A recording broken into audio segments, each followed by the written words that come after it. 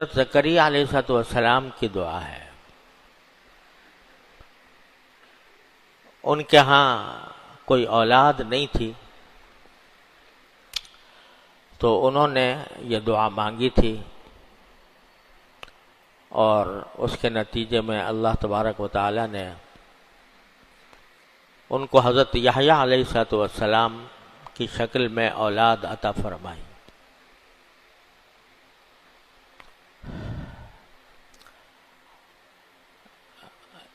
اس کا واقعہ بھی بڑا عجیب اور سبق آموز ہے۔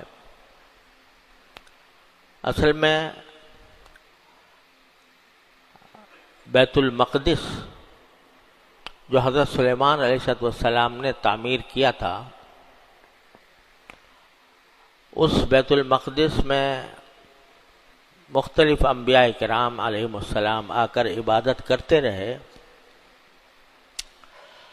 تو اس بیت المقدس کے ایک امام تھے جن کا نام تھا عمران،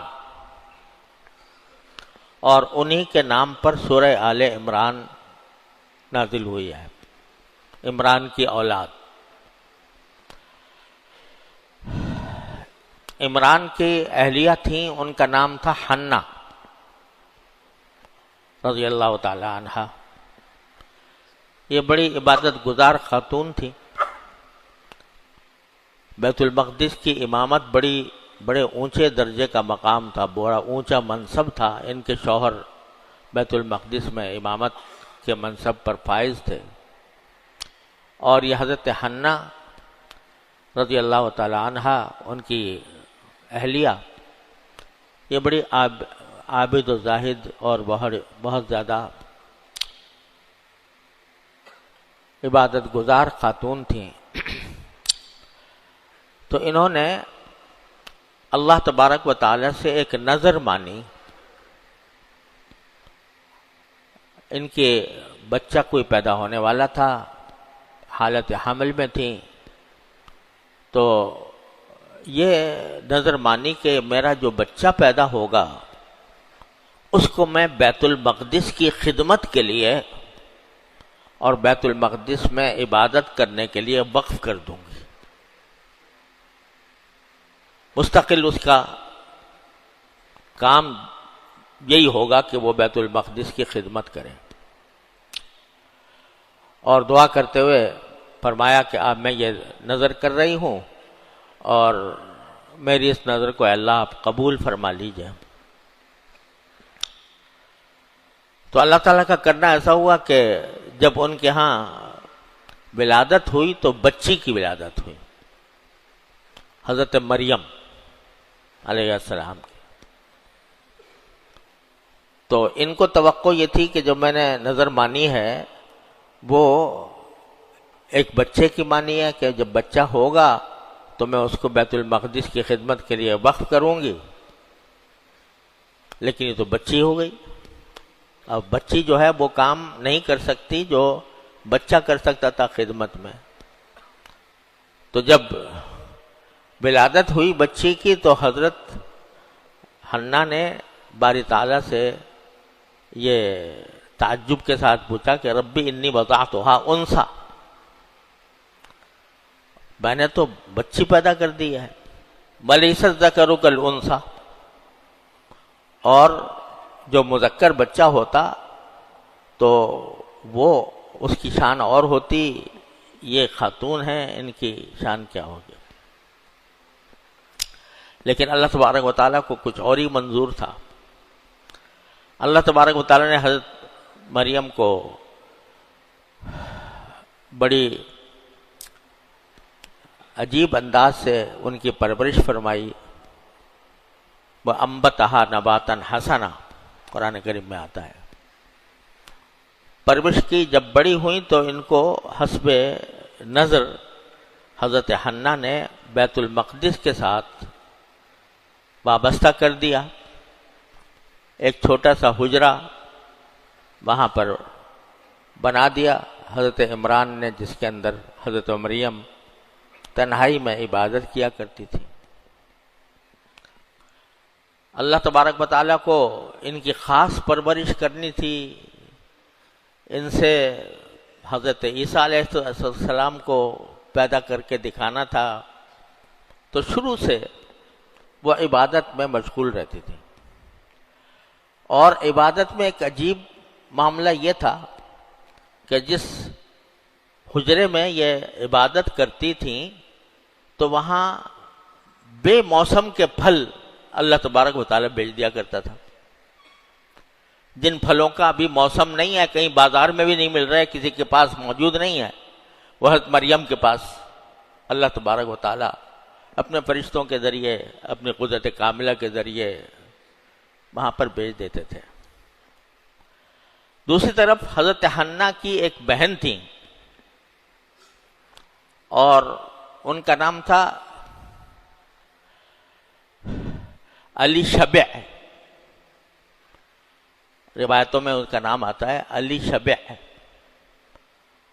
اور چونکہ وہ بھی ایک مقدس خاتون تھیں، وہ حضرت زکریا علیہ السلام کی اہلیہ تھیں، یہ حضرت حنہ کی بہن تھیں، اور یہ بھی بڑی مقدس خاتون تھی. اسی واسطے جو عیسائی ہیں وہ اپنی لڑکیوں کا نام ان کے اوپر رکھتے ہیں. علی شبع کو انگریزی میں بنا دیا ایلیزابتھ. وہ اپنی لڑکیوں کا نام ایلیزابتھ رکھتے ہیں، اور انہوں نے تو علی شبع کو ایلیزابتھ بنایا تھا، اور اردو والوں نے اس کو ایلزبتھ بنا دیا. ملکہ ایلزبتھ کہتے ہیں لوگ، لیکن اصل میں وہ انہی کے نام پر ہے. تو وہ خاتون جو تھیں وہ بڑی مقدس تھیں، بڑی پاک باز خاتون تھیں، لیکن ان کے اولاد نہیں ہوتی تھی. اور ان کے شوہر حضرت زکریا علیہ السلام تھے. وہ خود نبی تھے، بڑے مقدس نبی تھے، بڑے جلیل القدر نبی تھے، لیکن اولاد نہیں ہوتی تھی. یہاں تک کہ حضرت زکریا علیہ السلام بہت بوڑھے ہو گئے، یعنی اتنی عمر کو پہنچ گئے جس سے اولاد ہونا متوقع نہیں ہے، اتنے بوڑھے ہو گئے.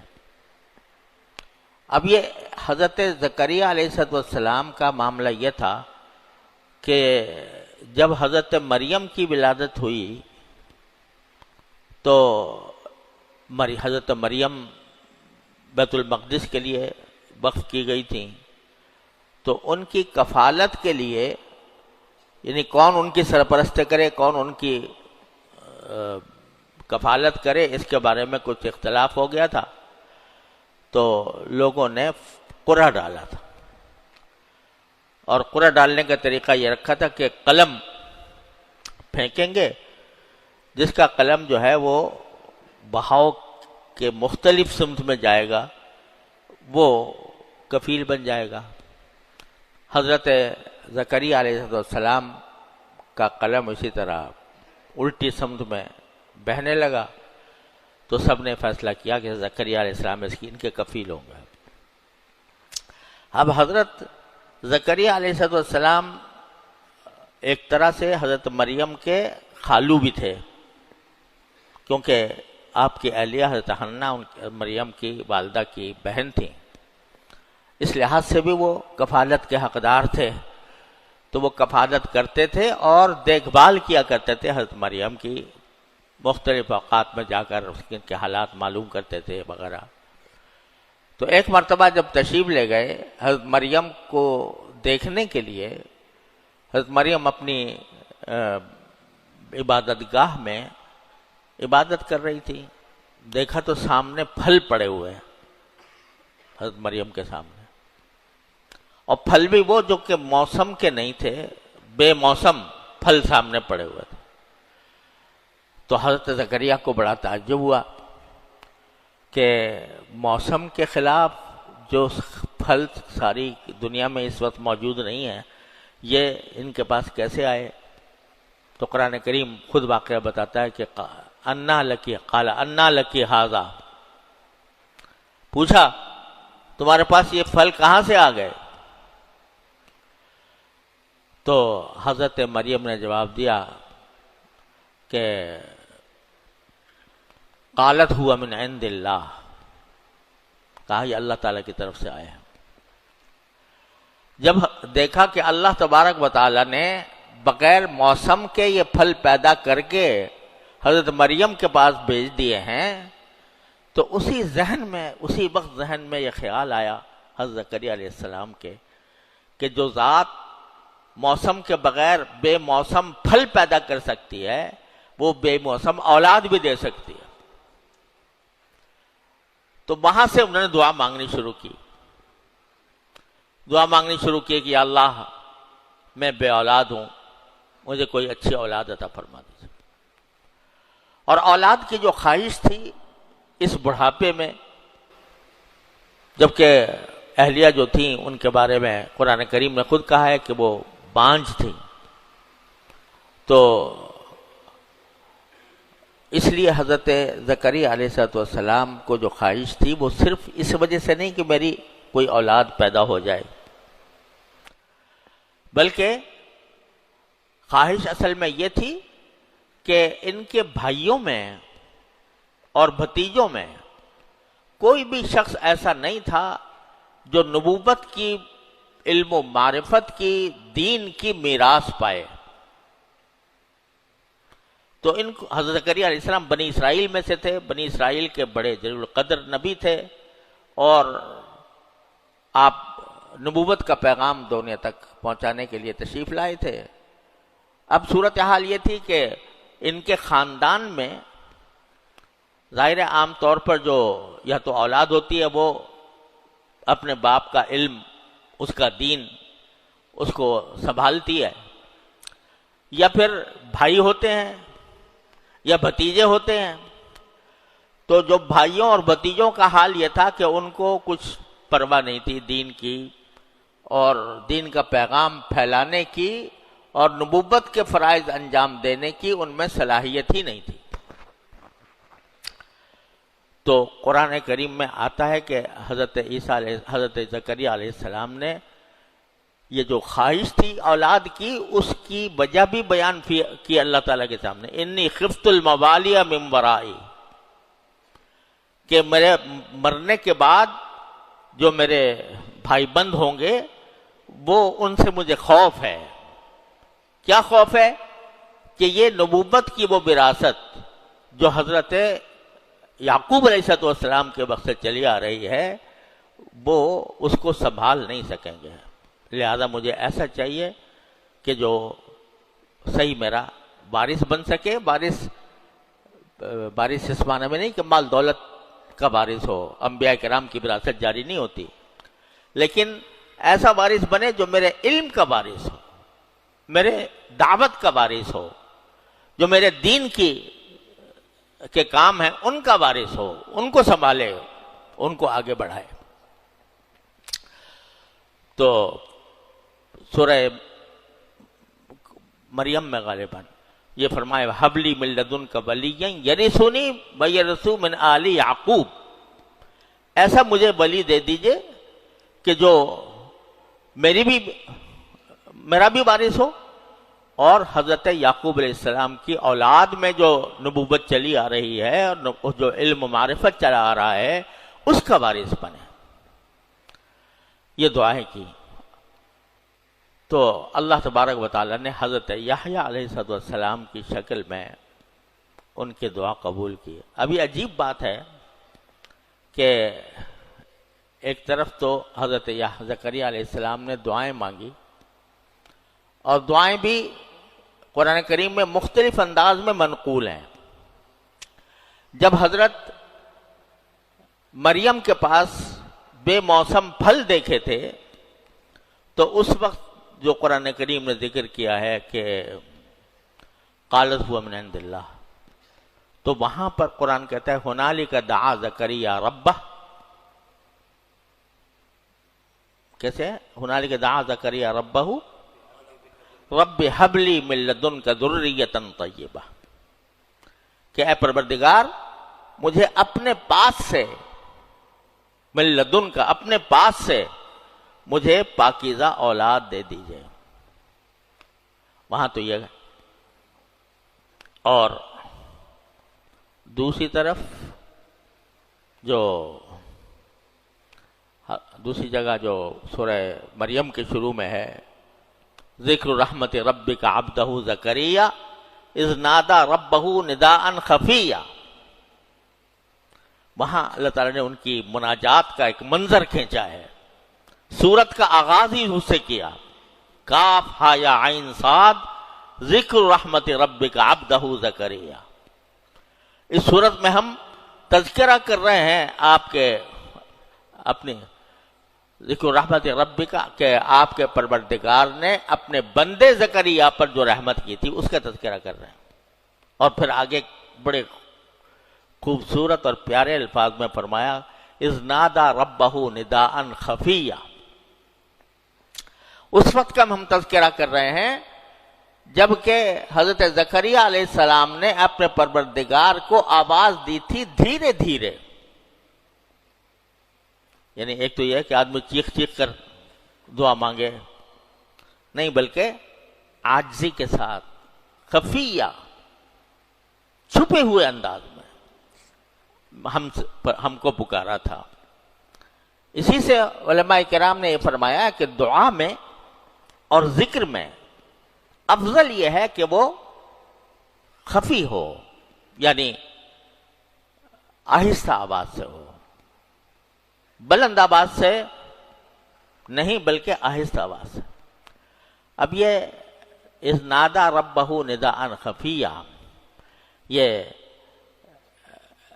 جبکہ وہ عبادت میں مصروف تھے تو اس عبادت میں پروردگار سے تنہائی میں اپنا عرض معروض کر رہے تھے، تنہائی میں اللہ تبارک و تعالیٰ سے رشتہ جوڑا ہوا تھا، وہ تھے اور اللہ تھا، اور پھر دعائیں مانگ رہے تھے نادا ربہ نداء خفیہ.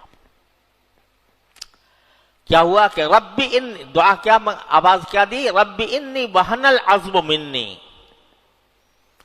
کہ اے پروردگار میری ہڈیاں کمزور پڑ گئی ہیں بڑھاپے کی وجہ سے. انی وہن العظم منی، میری ہڈیاں کمزور پڑ گئی ہیں. واشتعل الراس شیبا، اور میرا سر بڑھاپے سے بھڑک اٹھا ہے، سفید بالوں سے بھڑک اٹھا ہے، یعنی سارا سر سفید ہے، سفیدی بھڑک رہی ہے میرے چہرے پر. واشتعل الراس شیبا ولم اکم بدعائک رب شقیا، اور اے میرے پروردگار میں نے کبھی آپ کو ایسا نہیں ہوا کہ میں نے آپ کو پکارا ہو اور آپ نے میری بات قبول نہ کی ہو. ولم اکم بدعائک رب شقیا، یہ دعا اللہ تعالیٰ نے نقل فرمائی ہے سورہ مریم میں. یعنی خاص طور پر اللہ تبارک و تعالیٰ نے ان الفاظ کو نقل کیا کہ دیکھو دعائیں اس طرح مانگی جاتی ہیں کہ ایک طرف اس دعا کے اندر عاجزی ہے، بے کسی ہے، اور آہستہ آہستہ پکار رہا ہے بندہ اللہ تبارک و تعالیٰ کو، اور اپنی حالت بیان کر رہا ہے، جو بھی حالت ہے وہ بیان کر رہا ہے. یا اللہ مجھے میری یہ کیفیت ہے، میری ہڈیاں کمزور ہو گئی ہیں، میرا سر بڑھاپے سے بھڑک اٹھا ہے، سارے سر میں بال سفید ہو چکے ہیں. لیکن ساتھ ہی یہ کہتے ہیں کہ لم اکم بدعائک رب شقیہ، اے پروردگار میں تو کبھی بھی آپ کو دعا مانگ کر کبھی ناکام نہیں ہوا. تو اللہ تبارک و تعالیٰ کے ساتھ امید، اور امید بھی ایسی کہ یا اللہ میں نے تو کبھی آپ سے ایسا نہیں ہوا کہ میں نے دعا مانگی ہو اور آپ نے میری دعا قبول نہ کی ہو، مجھے کبھی ناکام کیا ہو، مجھے کامیاب نہ کیا ہو. تو اللہ تبارک و تعالیٰ سے امیدیں لے کر، بلکہ امید ہی نہیں، اس یقین لے کر کہ جتنا بندہ اپنے پروردگار سے پورے یقین کے ساتھ جب مانگتا ہے کہ یا اللہ میں تو آپ سے لے کر رہوں گا یہ چیز، آپ میرے مولا ہیں، آپ میرے خالق ہیں، آپ میرے پروردگار ہیں، میری ساری جو کچھ بھی ہے میرے پاس وہ آپ ہی کی بدولت ہے، اب مجھے اس بات کی حاجت ہے اللہ آپ دیجئے اور میں آپ سے لے کر رہوں گا. یہ معنی ہے اس کے لم اکم بدعائک رب شقیہ وانی خفت الموالیا من ورائی. میں اپنے بھائی بندوں سے پریشان ہوں. بکانت امراتی عاقرن، اور میری بیوی جو ہے وہ بانجھ ہو گئی ہے. فہب لی من لدنک ولیہ، تو اب اپنے پاس سے مجھے کوئی ولی دے دیجئے میرا. یرثنی و یرث من آل یعقوب، جو میرا بھی وارث ہو اور آل یعقوب، یعقوب علیہ السلام کی ساری اولاد بنی اسرائیل کی بھی ہدایت کا سبب بنے. وَاجْعَلْهُ رَبِّ رَضِيًّا، اور اے میرے پروردگار اس کو اپنا پسندیدہ بنائیے، اس کو اپنا پسندیدہ بنائیے. دیکھو انسان اپنے اولاد کے لیے بہت کچھ دعائیں کرتا ہے کہ اللہ اس کو رزق دے دیجئے، اس کو عمر دے دیجئے، اس کو لمبی عمر دیجئے، اس کو سعادت دارین عطا فرمائیے، اس کو عافیت دیجئے، اس کو اچھی تعلیم دیجئے، اس کی اچھی تربیت کروائیے، اور اس کو رزق واسع عطا فرمائیے، علم نافع عطا فرمائیے، عمل صالح عطا فرمائیے. یہ دعائیں کرتا ہے بندہ اپنے اولاد کے لیے. ایک جملہ کس زکریا علیہ السلام کا اپنی اولاد کے لیے، اے اللہ اس کو اپنا پسندیدہ بنا دیجیے. اس ایک جملے میں وَاجْعَلْهُ رَبِّ رَضِيًّا، یہ ایک ہی جملے کے اندر سبھی کچھ مانگ لیا. اے اللہ آپ کا جو پسندیدہ ہو. ارے بھائی جب اللہ کا پسندیدہ ہوگا تو اس کا دین بھی اچھا ہوگا، اس کی دنیا بھی اچھی ہوگی، اس کے سارے معاملات درست ہو جائیں گے. تو وَاجْعَلْهُ رَبِّ رَضِيًّا، یہ اللہ تبارک و تعالیٰ سے مانگا. دعا مانگنا بھی کوئی ہر ایک کے بس کا کام نہیں ہے. دعا کے لیے بھی کچھ سلیقہ چاہیے جو اللہ تعالیٰ انبیاء کرام علیہم السلام کو عطا فرماتے ہیں. تو وَاجْعَلْهُ رَبِّ رَضِيًّا، اتنے چاؤ سے، اتنے پیار سے، اتنی امیدوں سے، اتنے یقین کے ساتھ اللہ تعالیٰ سے مانگا کہ مجھے دے دیجئے بیٹا. تو کیا ہوا؟ کہتے ہیں اس کے بعد دیکھو، اس کے بعد ایک دن نماز پڑھ رہے تھے. نماز پڑھتے پڑھتے ملائکہ کی طرف سے کے ذریعے آواز آئی. تو اس میں خطاب کیا، یا زکریا انا نبشرک بغلام اسمہ یحییٰ لم نجعل لہ من قبل سمیہ. اے زکریا ہم تمہیں خوشخبری دیتے ہیں ایک لڑکے کی جو تمہارے ہاں پیدا ہوگا، اس کا نام یحییٰ ہوگا. نام بھی بتا دیا اللہ تعالیٰ نے. انا نبشرک بغلام اسمہ یحییٰ لم نجعل لہ من قبل سمیہ. ایسا بیٹا دے رہے ہیں، ایسے نام کا بیٹا دے رہے ہیں کہ اس نام کا کوئی بچہ پہلے کبھی پیدا نہیں ہوا. یحییٰ پہلی بار ان کا نام ہم نے تجویز کیا ہے، اس سے پہلے کسی اور کا نام یحییٰ نہیں تھا. یہ ہم تمہیں دے رہے ہیں. انا نبشرک بغلام اسمہ یحییٰ لم نجعل لہ من قبل سمیہ. خوشخبری دے دی، بڑے چاؤ سے مانگا تھا، اور یہ کہہ کر مانگا تھا کہ یا اللہ آپ نے میری کبھی کوئی دعا رد نہیں کی، تو یہ بھی رد نہیں کریں گے آپ. لیکن جب خوشخبری ملی کہ بیٹا ملے گا تو فرمایا کہ انا یکون لی غلام، میرا بچہ کیسے ہو جائے گا؟ انا یکون لی غلام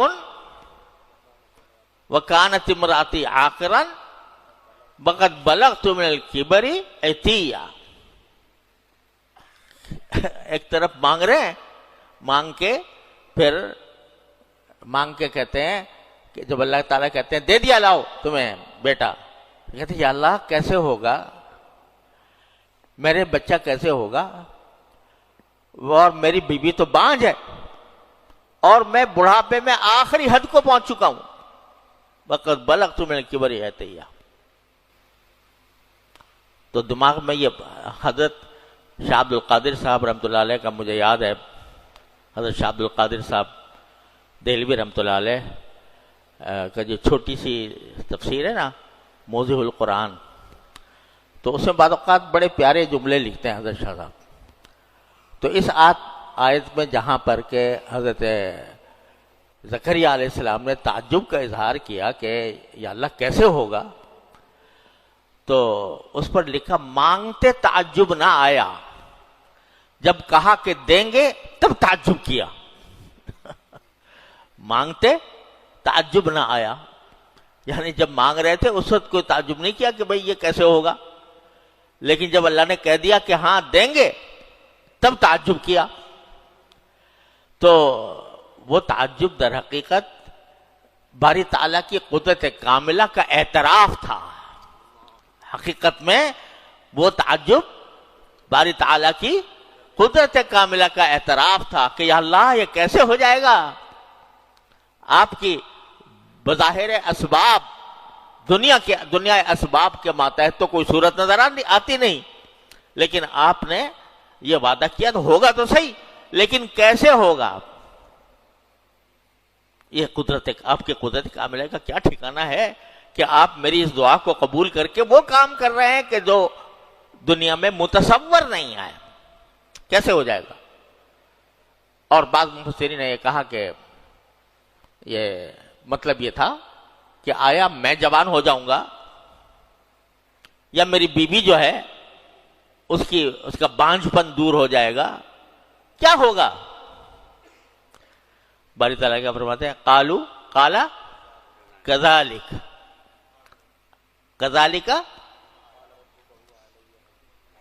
قال ربک هو علی حی، کہ ارے تعجب کر رہے ہو، ارے ایسا ہی ہوگا جیسے ہم نے کہہ دیا ویسا ہی ہوگا، بیٹا ہوگا، ضرور ہوگا، نام بھی اس کا یحییٰ ہوگا، اور قال ربک هو علی حی، تمہارا پروردگار کہتا ہے میرے لیے کچھ مشکل ہے، یہ سب میرے لیے آسان ہے۔ وقد خلقتک من قبل ولم تک شیئا، تم نے کبھی غور نہیں کیا کہ تم کیا تھے، تم خود کیا تھے؟ کچھ بھی نہیں تھے، لیکن تمہیں پیدا کیا اور پیدا کر کے اتنا بڑا کر دیا، تو اس لیے کیا مشکل ہے میرے لیے ہونا۔ تو اب جواب میں حضرت زکریا علیہ السلام فرماتے ہیں کہ اللہ جب آپ نے اتنی بڑی مجھے خوشخبری دے دی بیٹا ہوگا، تو ذرا مجھے بھی بتا دیجئے کہ کب ہوگا، اور کیسے مجھے پتا چلے گا کہ بچہ قرار پا گیا ہے، کوئی علامت بتا دیجئے، کوئی ایسی علامت بتا دیجئے جس سے مجھے پتا چلے کہ حمل قرار پا گیا، تاکہ میں جب قرار پا جائے تو اور زیادہ شکر کروں، اور زیادہ عبادت کروں، اور زیادہ آپ کا شکر گزار بنوں۔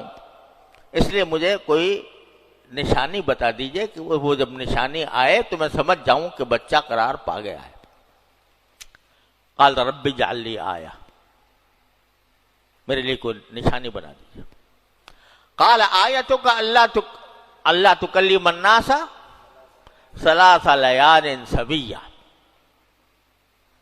کہا کہ چلو تمہاری نشانی یہ ہوگی کہ ایک دم سے تم پر ایک ایسی حالت طاری ہو جائے گی کہ تم زبان سے کسی سے بات نہیں کر سکو گے، یہ نہیں کہ گونگے ہو جاؤ گے، گونگے تو نہیں ہو الحمدللہ، لیکن اللہ تبارک و تعالی تمہارے لیے ایک ایسی حالت پیدا فرما دیں گے کہ تمہاری زبان بند ہو جائے گی، اور اس کی اپنی بات کسی سے کہہ نہیں سکو گے. 3 دن 3 رات ایسے گزریں گے برابر متواتر. تو اسے سمجھ لینا کہ حمل قرار پا گیا. البتہ لوگوں سے اس دنوں میں اگر بات کرو گے تو اشاروں سے کرو. چنانچہ ایسا ہی ہوا.